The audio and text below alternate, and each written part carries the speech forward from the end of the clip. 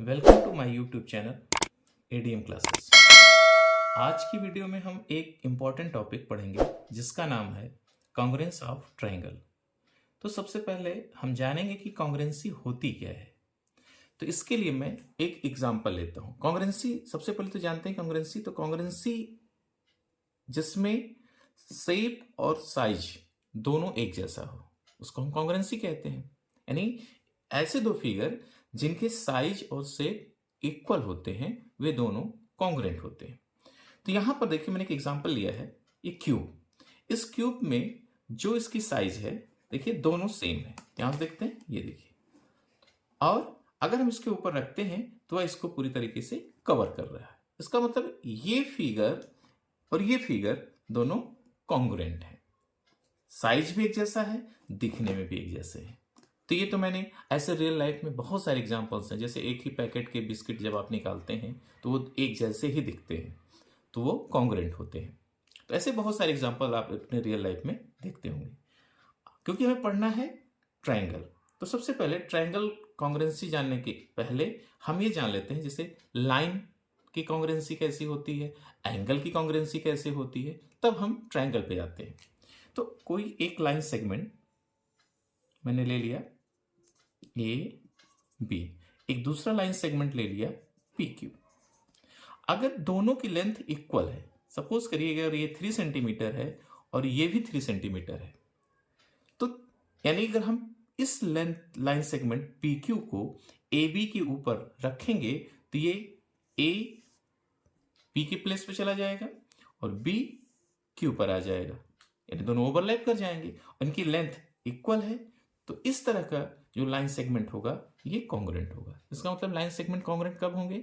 जब उनकी length equal होती है। यानी ए बी इक्वल अगर पी क्यू है तो ये लाइन सेगमेंट कॉन्ग्रुएंट। अब हम इसके बाद एंगल समझेंगे कि एंगल कब कॉन्ग्रुएंट होता है। जब दो एंगल मेजर किए जाएं और वो इक्वल हों। जैसे मैंने एंगल ए बी सी, दूसरा एंगल पी क्यू आर लिया, तो ये एंगल अगर 40 डिग्री का है तो दूसरा एंगल भी अगर 40 डिग्री का है तो angle A B C equal angle P Q R. Angle A B C अगर इसको हमने मेजर किया तो एंगल ये भी मेजर करने पर एंगल पी क्यू आर और ये 40 डिग्री के आ गया। इसका मतलब ये दोनों एंगल क्या है? इक्वल है।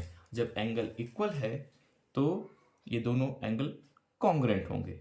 Angle A B C congruent angle P Q are.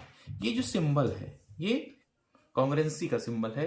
इसका मतलब हो गया कि वह अगर हम P Q R A B C को एक के ऊपर एक रखेंगे तो ये ओवरलैप कर जाएगा, यानी दोनों ए बी पी क्यू पर चला जाएगा, बी सी क्यू आर पर चला जाएगा।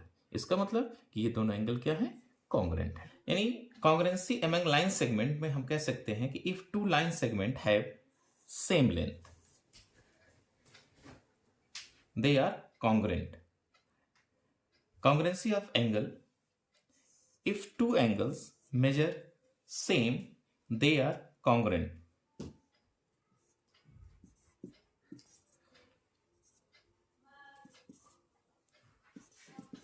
AB equals CD, angle PQR XYZ, PQR equal angle X Y Z.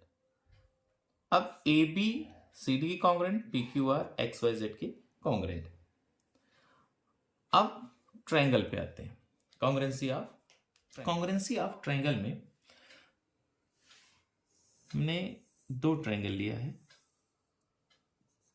ए B C P Q R. तो दो ट्रायंगल कॉन्ग्रुएंट कब होंगे? कंडीशन हमें कॉन्ग्रुएंसी अगर देखनी है तो हमें यह देखना होगा। देखिए मैंने कुछ डायरेक्शन बना दिए हैं।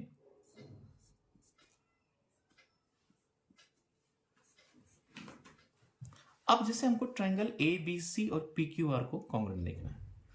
सिंगल लाइन का मतलब कि ए बी पी क्यू के इक्वल है,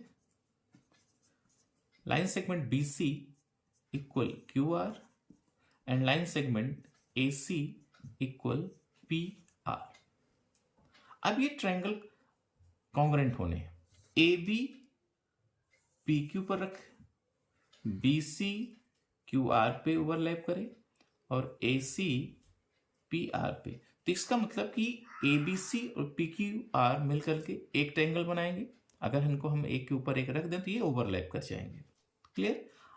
अब जब कॉन्ग्रुएंसी लिखते हैं, मेन इसमें हमें ध्यान देना है कि अगर हम ट्रायंगल की कॉन्ग्रुएंसी लेते हैं तो कोई ऐसा नहीं कि अगर A B B C A B P Q के इक्वल हो गया, बी सी क्यू आर के इक्वल हो गया, ए सी पी आर के इक्वल हो गया तो हम कह दें कि triangle A B C congruent Q R P. कोई जरूरी नहीं है, ये आपका गलत हो जाता है। तो हमें इसके लिए क्या क्या ध्यान देना है हम उसी पर बात करेंगे। तो सबसे पहले जब हम ट्रायंगल की कॉन्ग्रुएंसी देखते हैं तो हमें कुछ चीजें, यानी पहले हमें वर्टिसेस ध्यान देना है, उसके बाद साइड को ध्यान देना है, करस्पॉन्डिंग साइड्स, और उसके बाद करस्पॉन्डिंग एंगल्स, यानी करस्पॉन्डिंग वर्टेक्स कौन सा होगा। Corresponding vertex A and P. अब इसका रीजन कैसे हमें पता चलेगा कि करस्पॉन्डिंग वर्टेक्स कौन सा है किसका।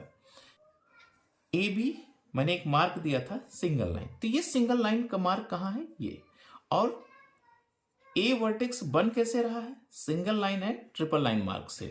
तो यहां पर वर्टेक्स पी कैसे क्रिएट हो रहा है, single line and triple mark. इसका मतलब करस्पॉन्डिंग वर्टेक्स कौन सा है, ए का करस्पॉन्डिंग वर्टेक्स पी है। ठीक इसी तरीके से बी वर्टेक्स कैसे क्रिएट हुआ, single and double, single and double. तो B Q and C R, तो ये corresponding vertex A and P, B and Q, C and are.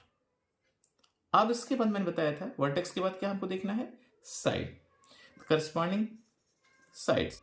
तो साइड्स में क्या होगा, A B P Q, B C Q R and A C P R. Now and third part है angles, corresponding angles. Corresponding angles में angle A, angle P, angle B, angle Q, angle C, angle R. ठीक, ये इतनी चीजें अगर हम note कर लें, समझ जाएंगे, तो हमें किसी भी ट्रायंगल की कॉन्ग्रुएंसी निकालने में कहीं कोई प्रॉब्लम नहीं होगी। तो ये आज की जो वीडियो थी, इंट्रो वीडियो थी। कल हम क्राइटेरिया पढ़ेंगे, एंगल की कॉन्ग्रुएंसी की क्राइटेरिया क्या है, कल हम ये नेक्स्ट वीडियो में पढ़ेंगे। धन्यवाद।